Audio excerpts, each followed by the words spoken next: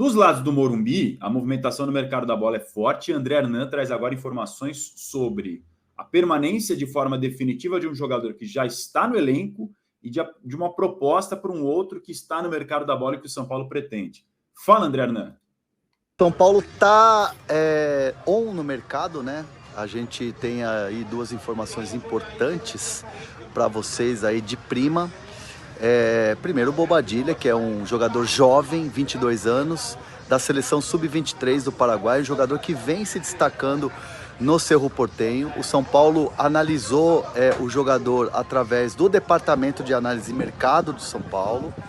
E esse atleta, ele tem um custo, evidentemente, por ser jovem, já é um jogador promissor que chama atenção.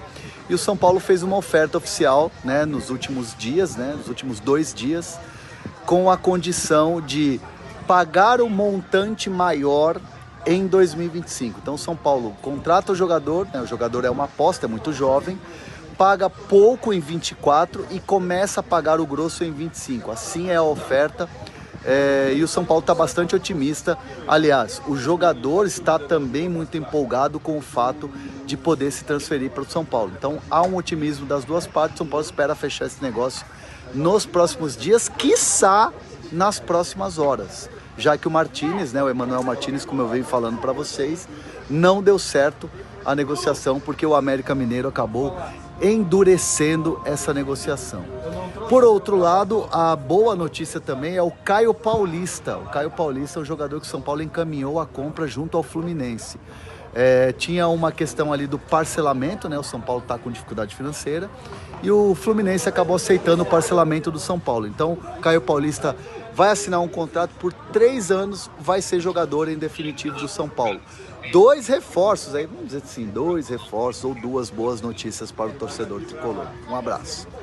Grande André Hernan ligado com a gente aqui, trazendo informações que estão no nosso blog Mercado da Bola, que você pode ver com detalhes aqui, primeiro do Bobadilla, jogador do Cerro Porteño, e também sobre o Caio Paulista. Desses jogadores que estão no elenco hoje, PVC, o Caio Paulista, claro, tirando o Lucas, né, que é uma unanimidade, mas dos que estão no elenco hoje, o Caio era quase uma unanimidade, jogador que deu muito certo no São Paulo, que foi uma contratação criticada quando chegou, né? Foi, deu, e funcionou. E o Caio é a herança do Rogério. O Rogério Ceni acertou, né? Errou em algumas coisas, acertou em algumas coisas. O Caio Paulista é um acerto do Rogério. Veio como um jogador desacreditado, virou lateral esquerdo e ponta, jogando no ataque no 3-2-5. Foi muito importante na conquista da Copa do Brasil. Depois da Copa do Brasil, ele desceu um pouquinho. Mas o time inteiro desceu também. Então, não dá para dizer que por causa disso que não vai contratar. E ele fez o gol da vitória fora de casa, né? A única, né? No Campeonato Brasileiro. Sim, é verdade, contra o Bahia. A única vitória fora de casa quebrou o tabu. O São Paulo poderia ter se tornado o único time não rebaixado a não vencer fora de casa. Mas não, só os 5 times rebaixados, todos rebaixados, não venceram fora de casa. O São Paulo está fora dessa lista. Eu acho que o Caio não é um craque, a contratação é cara, mas digamos que necessária. Porque o que o São Paulo não pode... O São Paulo está montando um elenco para tentar ser campeão da Libertadores. É essa a estratégia do São Paulo. O São Paulo vai tentar ser campeão da Libertadores. E o Caio é parte de uma estrutura que está montada. Não pode desmontar essa estrutura agora. O São Paulo está comprando a estrutura de time que ele montou. E é daqui para melhor, para ter um time mais forte, mais sólido, mais estável, que seja muito competitivo na Libertadores. Então, já que você está falando desse São Paulo competitivo na Libertadores, vamos de prancheta para você mostrar como pode ser a cara desse São Paulo com as novidades. O Luiz Gustavo, que já foi confirmado oficialmente, a gente mostrou ontem, e também o Eric, jogador que já estava encaminhado, ex-Ceará, garçom, finalizador, canhotinho, bom jogador. Vamos à prancheta do nosso querido PVC.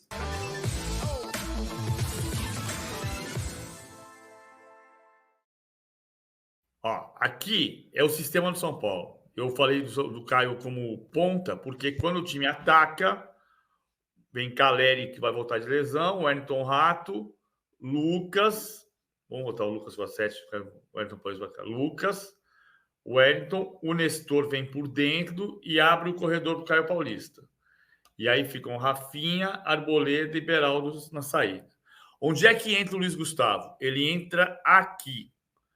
Há a ideia de que o Luiz Gustavo tem uma noção tática absurda por ter trabalhado com o Jupp Heynckes no Bayern, ter trabalhado em clubes importantes da Europa e depois do Oriente Médio. E ele ganhou no Oriente Médio a chance de sair um pouquinho mais para construir o jogo. Então ele pode eventualmente ser segundo volante. Mas ele chega para ser prioritariamente volante. Volante e Pablo Maia.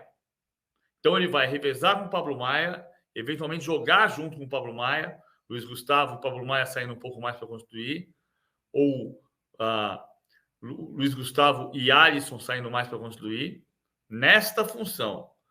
Como ele tem muita inteligência, eventualmente, no decorrer de um jogo, ele pode até voltar para trás, para fazer a construção do jogo aqui atrás, mas prioritariamente volante. E o Eric, confirmado, entra aqui, no lugar do Wellington Rato, que foi um jogador muito importante nesse ano, mas um jogador que sabe se erra muito. É um jogador voluntarioso, competitivo, volta, marca, preenche espaço, mas ele não é o melhor tecnicamente. O Eric, tecnicamente, é melhor do que o Wellington Rato e pode preencher esse lado aqui com sobra. Foi jogador do Dorival Júnior no Ceará. Esse time que o São Paulo está montando, PVC, claro, se não sair ninguém, mantendo o Lucas, Rafinha, capitão, jogador experiente, agora chegando o Luiz Gustavo, tem cara de quem chega para brigar por Libertadores? Eu acho que é um time que precisa ter essa ambição e para ter essa ambição vai precisar entender os seus limites. O São Paulo não tem a receita de Palmeiras e Corinthians e de Flamengo, mas o São Paulo tem uma estrutura, uma espinha dorsal montada, que dessa maneira pode perfeitamente na Copa brigar. Diferente do que a gente falou do Internacional. O Internacional quer um time para ser campeão brasileiro. O São Paulo quer um time para ganhar a Libertadores. E na Copa é mais fácil ter esse sucesso, sabendo o limite e escolhendo estratégia diferente de jogo para jogo. São Paulo que assim, com essa estratégia, conseguiu a Copa do Brasil inédita nessa temporada e por isso vai direto para a fase de grupos da Libertadores. Outro lado da ponta da tabela, no caso do Vasco, PVC, se salvou do rebaixamento e já está agindo. Paulo Brax saiu, o antigo diretor, e já chegou o Alexandre Matos como novo executivo de futebol. A gente tem até imagens da chegada dele ao Rio de Janeiro. Essa chegada do Matos com o aporte e a cobertura ali financeira, apoio financeiro da 777 Partners, você acha que pode ser um casamento que vai dar match? Eu acho que o Vasco precisa parar de acreditar que vai ficar rico e vai ganhar título por ser rico. Não, tá claro que não é isso, né? Eu já contei a história várias vezes de um dia que eu estava num bar no Rio de Janeiro no ano passado, chegou um vascaíno dizendo: terça-feira, amanhã tem Fluminense e Milionários. Eu falei: não, Fluminense e Milionários é terça-feira pela Libertadores. O cara falou: não, amanhã é Fluminense e Milionários, agora é Fluminense e Vasco, Vasco que é Milionários.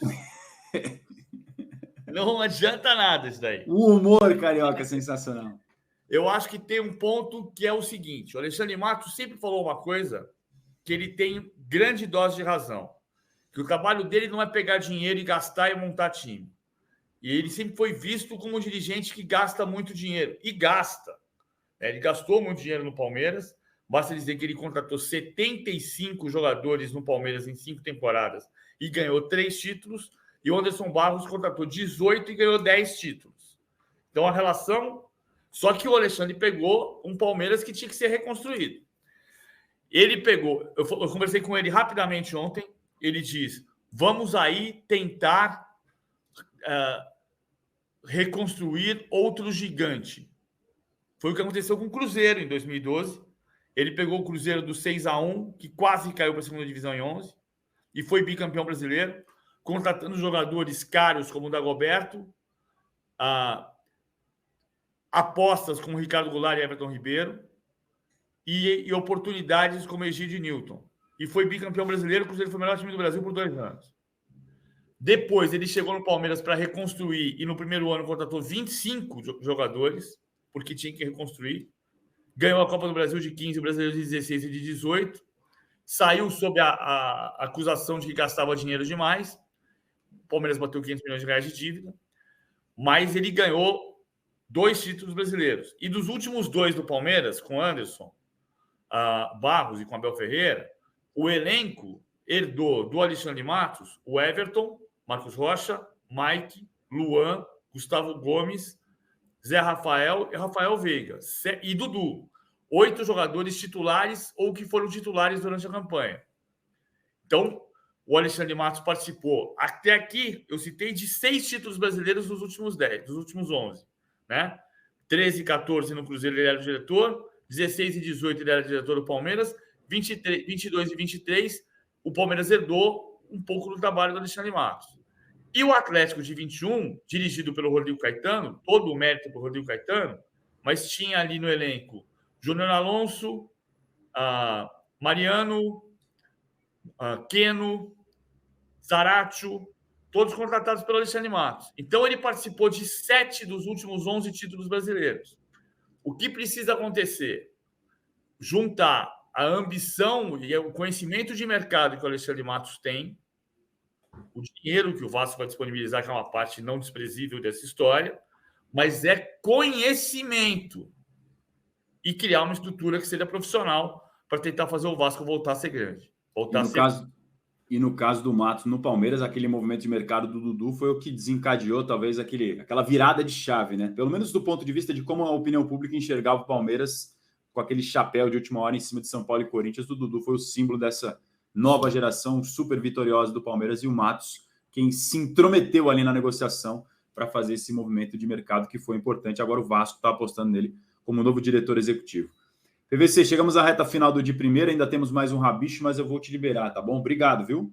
Beleza, o Bruno Andrade vem aí com informações importantes. Exatamente. Muito obrigado, PV. Valeu, até amanhã. Grande abraço, boa tarde ao nosso querido Paulo Vinícius Coelho. Você continua deixando seu like, se inscrevendo no canal do All Sport. Para quem fala que a gente só falou de Corinthians e Flamengo, acho que o programa de hoje está te mostrando que você está equivocado. Porque agora vamos falar também, com mais informações de mercado da bola, do Bruno Andrade. Temos 2 aqui. Vamos começar primeiro com uma sobre Felipe Luiz, para voltar a falar de Flamengo para os haters poderem ter mais argumentos. O Bruno Andrade tem informação sobre 2 personagens que foram importantes no Flamengo, Jorge Jesus e Felipe Luiz, mas que não necessariamente envolvem o rubro-negro diretamente. Conta pra gente, Andrade, que história é essa do futuro do Felipe Luiz? O agora ex-lateral esquerdo Felipe Luiz recebeu recentemente um convite para ser auxiliar técnico de Jorge Jesus no Al Hilal da Arábia Saudita. Jorge Jesus e Felipe Luiz, vale lembrar, tiveram muito sucesso no Flamengo entre 2019 e 2020, inclusive foram campeões do Brasileirão, da Libertadores, entre outros títulos naquele período glorioso do rubro-negro. Desde então, mantém uma relação muito estreita, trocam mensagens praticamente todos os dias, há uma amizade, há uma relação muito forte entre Jesus e Felipe Luiz. Na verdade, o Jorge Jesus já queria ter o Felipe Luiz como seu auxiliar técnico ainda no Fenerbahçe da Turquia, na última temporada, mas naquele momento o Felipe tinha contrato com o Flamengo e projetava já o seu fim de carreira, se despedir em alta do clube carioca. Já são 5 temporadas, ou foram 5 temporadas de sucesso no clube carioca, mas agora aposentado oficialmente e já tendo dito várias vezes de forma pública que quer ser treinador, que vai se preparar para muito em breve ser treinador, mas disposto, evidentemente, de passar por outras funções dentro e fora do futebol, por que não? O Felipe Luiz tem em mãos, então, esse convite do Jorge Jesus. Ainda não há uma resposta oficial, até porque o Felipe vai analisar outras funções, outros convites, enfim, outras possibilidades dentro do futebol, agora já aposentado, mas é isso. O Felipe Luiz tem um convite para ser auxiliar técnico do Jorge Jesus, com quem trabalhou agora lá na Arábia Saudita, no Al Hilal.